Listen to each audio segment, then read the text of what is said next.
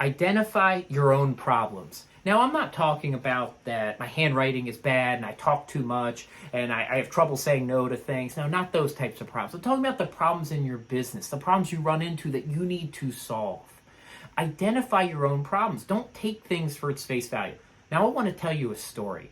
Now, bear with me, and hopefully this story doesn't embarrass me too much and you get something out of it. Then you understand what I mean by this. So I came into the house this week. My wife was in the laundry room and she says, "Hey, Jamie, right, the dryer's not working. The lint thing is broken and it's saying, right, clean out the lint part and it's got this CL on there and there's this little button that's lit up and she's down there. She's like, I looked up online. There's some type of magnet that's in here. I can't find the magnet. It probably fell off."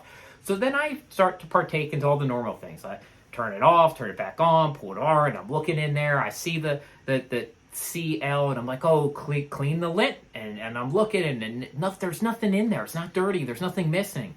And I go through this process for 10, 15 minutes, and I'm starting to get frustrated. And I'm not understanding what's going wrong. And part of it was, right, I walked into the situation that had already been identified. The problem was clear. The little button was saying CL, right? Clean out the lint. And I'm looking at the lint. Then all of a sudden, I started to step back. And I said, well, what are other things I can do? So the unplug and plug back in didn't work. And I was getting more and more frustrated. Eventually, I went to YouTube, right? And I looked things up, and I wasn't getting the answers I wanted. And then I took a different approach. I started reading the screen. I was like, well, CL, what else could that mean? Maybe I'll look up the code. And then it was, control lock. And actually, there's a button to do the control lock. Now, this is the thing, right? I just took the question as it was. And I needed to challenge the problem. Do research, find a fact base here, look at the code, figure out what it was, use my resources available, YouTube and other, and have patience in this.